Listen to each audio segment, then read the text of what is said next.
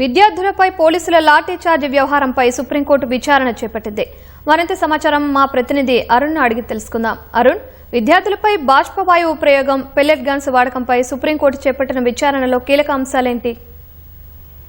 సుప్రీంకోర్టులో ఈ రోజు కూడా ఈ నెల 20వ తేదీన సిజేపీ చేపట్టినటువంటి ఆందోళన కార్యక్రమంపై పోలీసులు ఉపయోగించినటువంటి లాఠీ చార్జీ, దాంతో పాటుగా ముఖ్యంగా పెల్లెట్ గన్స్ ఉపయోగించడము, బాష్పవాయు గోళాలు ప్రయోగించి వారిపైన హింసకు పాల్పడినటువంటి వ్యవహారంపై సుప్రీంకోర్టు రెండో రోజు విచారణ కొనసాగిస్తోంది. ఈ వ్యవహారంపై దాఖలైనటువంటి ప్రజా ప్రయోజన వ్యాజ్యాలన్నింటినీ కలిపి సుప్రీంకోర్టు విచారణకు చేపట్టింది. విచారణ సందర్భంగా సుప్రీంకోర్టు ముందు ప్రజా ప్రయోజన వ్యాజ్యాలు దాఖలు చేసినటువంటి న్యాయవాదులు దీనిపైన సుప్రీంకోర్టు మాజీ న్యాయమూర్తి, రిటైర్డ్ సుప్రీంకోర్టు న్యాయమూర్తి ఆధ్వర్యంలో ఉన్నత స్థాయి దర్యాప్తు జరపాలని, లేదా ప్రత్యేకమైనటువంటి దర్యాప్తు బృందాన్ని ఏర్పాటు చేసి, సిట్ని ఏర్పాటు చేసి దర్యాప్తు కోర్టు పర్యవేక్షణలో కొనసాగేలా చూడాలి అని, ఇదంతా కూడా స్వతంత్ర దర్యాప్తుగానే జరగాలి తప్ప వేరే రకమైనటువంటి విధంగా వెళ్లకూడదు అని చెప్పని సుప్రీంకోర్టు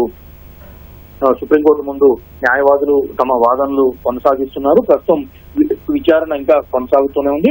విద్యార్థులపై నిర్బంధాలకు విరుద్ధంగా దాడి చేసిన వారిపైన నిష్పాక్షికమైనటువంటి స్వతంత్రతతో కూడినటువంటి దర్యాప్తు జరపాలనేటువంటి అభిప్రాయాన్ని సుప్రీంకోర్టు ప్రధాన న్యాయమూర్తి జస్టిస్ సూర్యకాంత్ నేతృత్వంలో త్రిసభ్య ధర్మాసనం కూడా తమ అభిప్రాయాన్ని వ్యక్తం చేసింది. అయితే దీనిపైన తాము అన్ని అంశాలను పరిగణలోకి తీసుకోవాల్సి ఉంటుంది అని చెప్పి జస్టిస్ సూర్యకాంత్ విచారణ సందర్భంగా పేర్కొన్నారు. అయితే విచారణలో హాజరైనటువంటి న్యాయవాదులు మాత్రం సుప్రీంకోర్టు న్యాయమూర్తి లేదా ప్రత్యేకమైనటువంటి దర్యాప్తు బృందాన్ని, సుప్రీంకోర్టు న్యాయమూర్తి నేతృత్వంలో ఉన్నత స్థాయి కమిటీనా లేదా ఎస్ఐటి ఏర్పాటు చేయటమా అనేది విచారణ సందర్భంగా తాము నిర్ణయిస్తామని చెప్పి ఈ సందర్భంగా న్యాయవాదులకు వెల్లడించారు. అదే సందర్భంలో ప్రస్తుతం కొనసాగుతున్నటువంటి వాదనల్లో సుప్రీంకోర్టు న్యాయవాదులు కూడా ఇందుకు సంబంధించినటువంటి అంశాలను పరిగణలోకి తీసుకోవాలని చెప్పి కోరుతున్నట్లుగా తెలుస్తోంది. మరోవైపు కేంద్ర ప్రభుత్వం తరఫున, అదేవిధంగా ఢిల్లీ పోలీస్ తరఫున హాజరైనటువంటి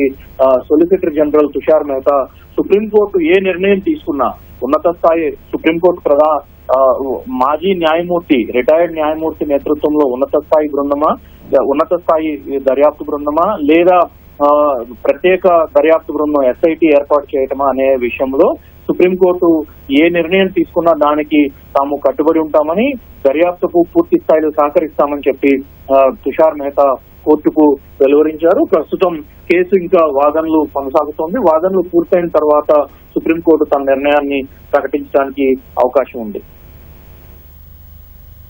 ధన్యవాదాలు అరుణ్.